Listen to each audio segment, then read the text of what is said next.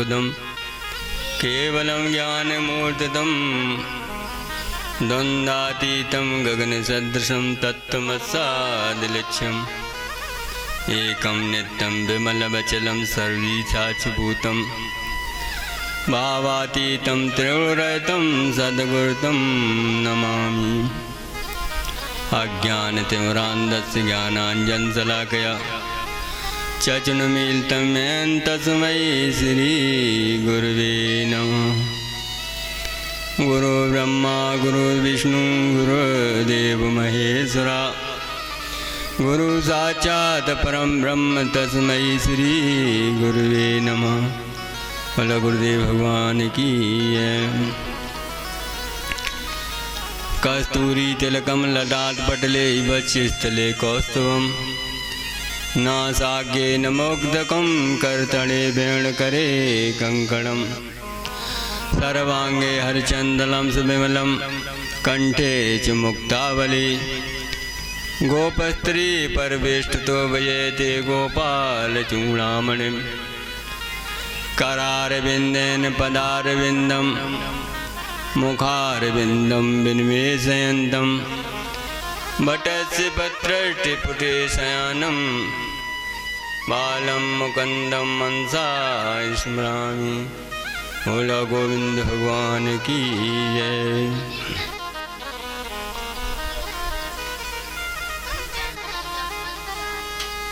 पिछले दिनों हमने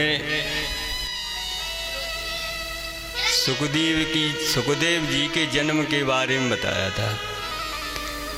जैसे सुखदेव जी का जन्म तोता से हुआ।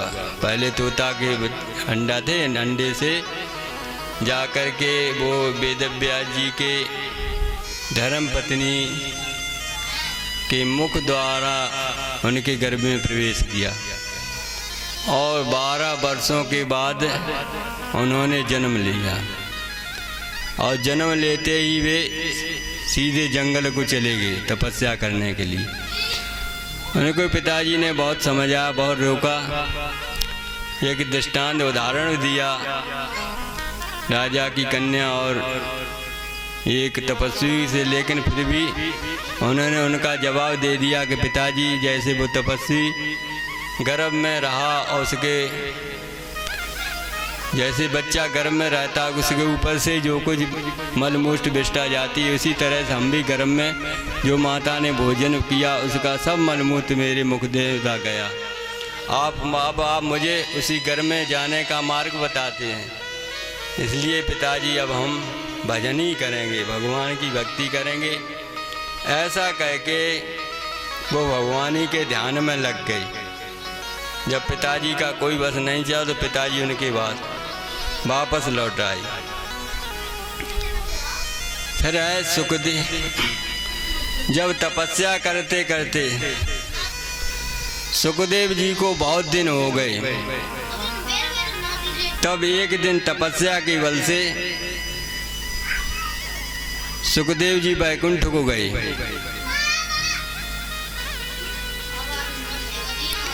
लेकिन बैकुंठ में उनका सम्मान नहीं हुआ, बैकुंठ से उन्हें गिरा दिया गया। कबीरदास जी कहते हैं, गर्भ योगेश्वर गुरु बिना लगे हर की सेव, कह कबीर बैकुंठ से फेर दिए सुखदेव। क्योंकि सुखदेव जी ने तपस्या की और तपस्या के बल से बैकुंठ को गए, लेकिन उन्होंने गुरु नहीं किए थे भाई। गुरु न करने से उन्हें बैकुंठ से वापस कर दिया, क्योंकि टिकट मांगी, टिकट थी नहीं भैया। टिकट के उन्होंने गुरु धारण नहीं किए थे, इसलिए वो बैकुंठ से गिरा दिए गए।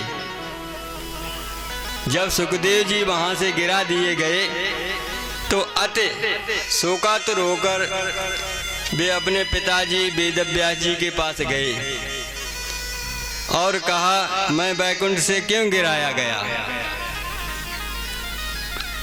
कृपया शंका दूर कीजिए।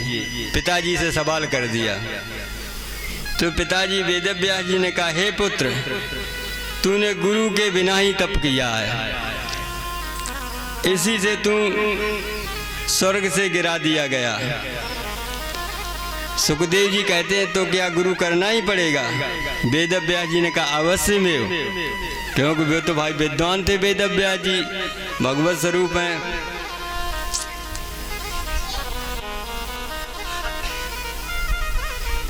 और कहते इदम शरीरम परमम च गुह्यम सन्मत दीक्षा सुविहीना वृतम कुक्रा लांगुला यथा मुदैव बिथा गतम तत्स्य नरस्य कालम। जो पुरुष इस मनुष्य शरीर को पाकर परम गुह्य दीक्षा मंत्र से रहता है उसका जीवन कुतिया की पूंछ की तरह है। भाई जैसे कहते हैं कबीरदास जी कहते हैं न गोप्या छांदने दच्छा न च दंश निवारणे। जैसे कुतिया की पूंछ तो न तो अपने गोप्य अंग को ही ढांकती है, न वो मच्छरी उड़ा सकती है डांस वगैरह। तो बुनिया गुरु के जो जीव मनुष्य है वो कुतिया की पूंछ की तरह है, ऐसा कर रहे हैं। और क्या कहते जेते कार्य जगत के गुरु में पूरे ना है। जो भी संसारिक कार्य बिना कार्य गुरु के पूरे नहीं होते हैं। हर तो गुरु बिन क्यों मिले सोच समझ मनवाए। तो भैया बना गुरु के भगवान का जब कोई कार्य पूरे नहीं तो भगवान क्या मिल सकते हैं? गुरु बिन माला फेरते गुरु बिन देते दान, गुरु बिन दान हराम न है जा देखो वेद पुराण। बिना गुरु के जो माला का जप करते हैं, गुरु के बिना दान देते हैं, वो गुरु के बिना सब निष्फल होता है।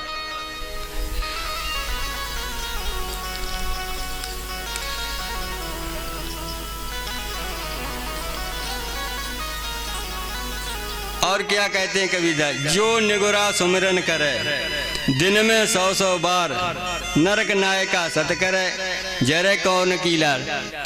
वैश्या का पुत्र जो बिना गुरु के दिन में भले मंत्र का जाप करे तो उसका निष्फल है। जैसे वैश्या का पुत्र किससे कहे अपने पिता, वो अपने वैश्या का लड़का किससे अपना पिता कहे। इसीलिए बिना गुरु के, और रामचरितमानस में भी कहते हैं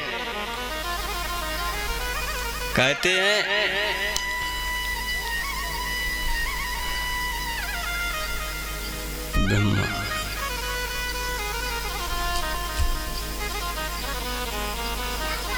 गुरु बिन भवनिध तरह न कोई चाहे बिरंच शंकर सम होई। बिना गुरु के इस संसार सागर को कोई पार नहीं कर सकता, चाहे ब्रह्मा या शंकर जी क्यों न हो, क्योंकि इन्होंने भी गुरु। शंकर जी ब्रह्मा क्या भगवान ने भी गुरु किए। भगवान कृष्ण को क्या जरूरत थी, वो तो सबको जानने वाले। और एक नहीं दो गुरु किए। भगवान के एक गुरु थे सांदीपन मुनि, जहाँ उन्होंने शिक्षा पाई, और दूसरे गुरु थे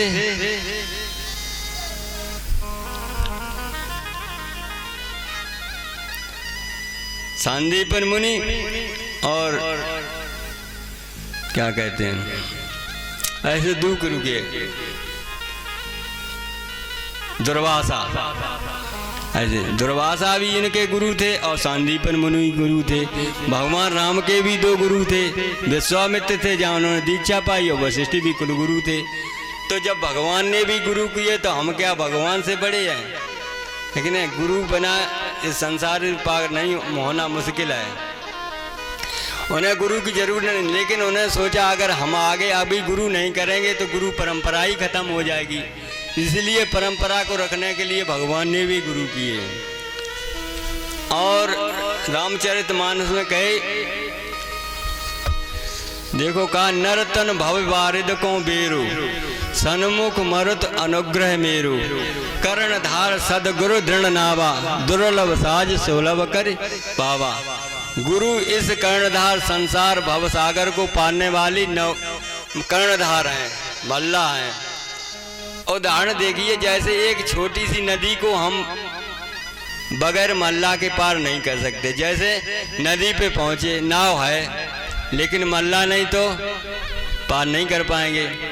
और मल्ला भी है लेकिन उस नाव पे पतवार नहीं है तो भी नहीं पार कर सकते हैं। और पतवार है लेकिन अनुकूल वायु होना चाहिए, इसमें क्या कहते हैं, सन्मुख मरुत अनुग्रह मेरु। अगर वायु प्रतिकूल है, जैसे पूर्व को जा रही है और पूर्वाई पूर्व की हवा चल रही, तो नाव इधर उधर नहीं होगा, चलेगी नहीं। जैसे हम साइकिल से ही जाते हैं और पूर्व की तो अब वही हवा चल रही, तो साइकिल भी अगर तूफान आ गया तो साइकिल भी रुक जाती है। और भगवान की कृपा, तो भगवान की कृपा होना चाहिए। तो इस जब हम एक छोटी नदी को पार नहीं कर सकते तो ये भवसागर है भैया। भवसागर क्या बिना गुरु के पार से कर सकते हैं? तो ये नाव क्या है? ये शरीर रूपी नाव भगवान ने दी है।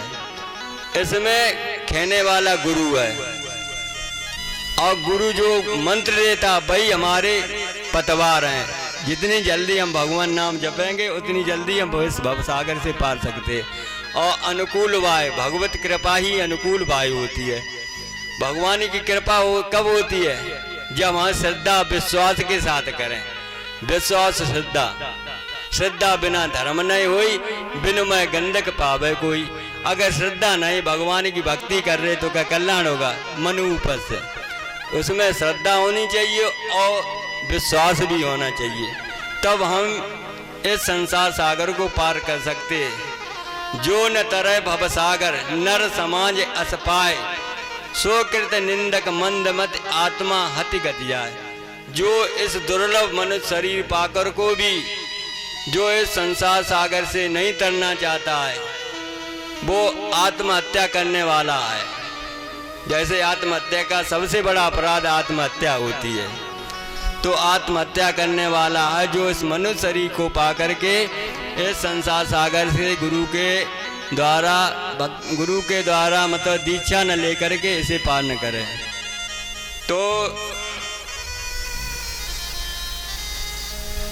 तो कहते हैं सुखदेव तो पिताजी हम किसे गुरु बनाएंगे?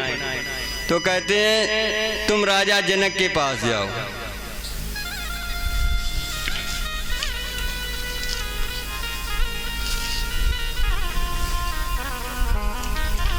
राजा जनक के पास तो वो चल दिए सुखदेव जी। राजा जनक के यहाँ पहुँचे और उनसे कहा कि कह दो सुखदेव जी आपसे मिलना चाहते हैं। सेवकों से खबर भेज दी। तो जनक जी ने कहा दूतों से कि कह दो अब कुछ दिनों के लिए ठहरें। तो जनक जी परीक्षा ले रहे थे, देखे इन्हें क्रोध तो नहीं आया, तो सुखदेव जी दरवाजे पर रुक गए। उन्हें रुके 3 दिन हो गए। 3 दिन बाद उन्हें कहा भाई अब पूछो भाई आ सकते हैं? तो से गए दूत के प्रभु आपकी आज्ञा, तो हाँ अब ले आओ। तो भाई सुखदेव जी अंदर गए, देखें क्या राजा जनक सोने के पलंग पर लेटे हुए हैं। बहुत सी रानियां उनके चरण दबा रही हैं। बहुत से भोग्य पदार्थ उनके पास रखे हुए हैं, खान पान आदि चारों तरफ रखे हैं। जनक जी की इस विभूति को देखकर सुखदेव जी के मन में भ्रम हो गया कि ये कैसे ज्ञानी हो सकते हैं, ये हमें क्या उपदेश देंगे, ये तो भोगों में आ सकते हैं। जो सोने के पलंग पर लेटे हैं, देवियां इनके चरण दबा लें, ये सभी भोग्य पदार्थ हैं। तो उनके मन में भ्रम हो गया, लेकिन जनक जी उनकी बात समझ गए। तो जनक जी ने भी अपनी माया रची। देखें क्या एक नौकर आ रहा है, उसने कहा महाराज मिथिलापुरी में आग लग गई। तो जनक जी ने कहा लग जाने दो। तब तक दूसरा आया कि महाराज आगे दरवाजे पर आ गई है। तो जनक जी आ जाने दो। तब तक तीसरा है कि महाराज अग्नि प्रवेश अंदर ही करना चाहती है। तो सुखदेव जी बैठे, उन्हें कहा मेरी छोटा लंगोटी तो दरवाजे पे ही रखी है। उन्हें कहा सोका छोटा लंगोटी कमंडल सोई उठ के खड़े। तो जिन्हें कहा कहाँ जा रहे महाराज? कि महाराज हमारी छोटा लंगोटी तो कमंडल द्वारे ही पे रखी है। कि अच्छा। कहा कि जब तक कोपीन में राग है तब तक वैराग्य अधूरा है। तुम्हें अब कोपीन छोटा लंगोटी की चिंता ही है। मेरी मिथिलापुरी जल रही है, मेरा महल जलने वाला है, सब कुछ जलने वाला, हमें चिंता में एक छोटा लंगोटी में प्रेम है। तो उन्होंने वहां पर दीक्षा दी। कि जो मेरा आत्म रूपी धन है उसका कभी नाश नहीं हो सकता है। सीता भाई ये शरीर जो संसार की वस्तु है सब बनने बिगड़ने वाली, एक तो नष्ट, जो हमारी आत्मा रूपी है अंत वंत ते वित्तम यन्मे नास्ते हित किंचना मिथलायाम प्रगदग्धायाम न में दहत किंचना। यह जो मेरा आत्म रूपी धन अनंत है, संपूर्ण मिथिला मुरी के दग्ध होने पर भी मेरा धन किंचित भी नहीं जल सकता है। किसे बताया? जो हमारी आत्मा रूपी धन है, क्योंकि इसका तो आप जानते नाश नहीं होता। गीता में भी भगवान कहते हैं नैनम छिदंत शस्त्राणि नैनम दहत पावका न चैनम कलेदंत्यापो न सोसती मारता। इस आत्मा को कोई शस्त्र काट नहीं सकता है, अग्नि जला नहीं सकती है, वायु सुखा नहीं सकती, जल इसे गीला नहीं कर सकता है। अछेद्योयम अया अदायोहम अलेका कलेद्योयम असोस्यम। ये आत्मा को न कोई सत्य काट सकता है, अग्नि जला सकती है, जल सुखा नहीं सकता, इसे जल गीला नहीं कर सकता। ये आत्मा रूपी तो हमारा सच्चा सुख वो है धन। तो ऐसे उन्होंने सुखदेव जी को ज्ञान दिया। यह सुन जनक जी उसे उपदेश को सुनाने लगे कि जिसको शंकर, फिर वो उसी उपदेश को सुनाने लगे। कौन? जो शंकर जी ने पार्वती को अमर कथा सुनाई थी, उसी उपदेश को शंकर जी के ये राम नाम है, ये ही मतलब है इसके जब से ही यही राम पद से ही ब्रह्म ही कहा जाता है, राम पद ही ब्रह्म स्वरूप है। ऐसा सुनकर शंकर जी मतलब सुखदेव जी को ज्ञान हुआ और वे वहां से लौट आए।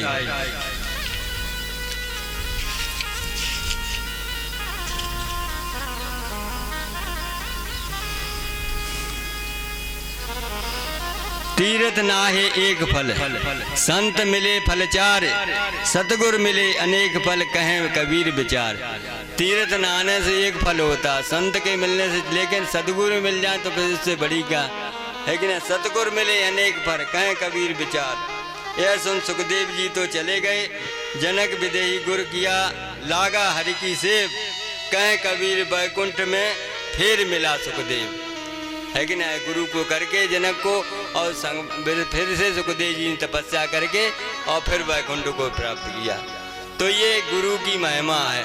बिना गुरु के हम कुछ भी संसार में प्राप्त है अपना कल्याण नहीं कर सकते हैं। गुरु आज से नहीं, गुरु परंपरा से है। गुरु के बारे में किसी संत ने कहा है, सतगुरु बहुत पुराना, सतगुर बहुत पुराना, वेद बिरले ने जाना। सतगुर बहुत पुराना, वेद बिरले ने जाना। सतयुग में गुरु ब्रह्मा बने आए, सतयुग में गुरु ब्रह्मा बने आए। नारद ने उन्हें पहचाना, वेद बिरले ने जाना। सतगुर बहुत पुराना, वेद बिरले ने जाना। त्रेता में गुरु राम बन आए, त्रेता में गुरु राम बन आए।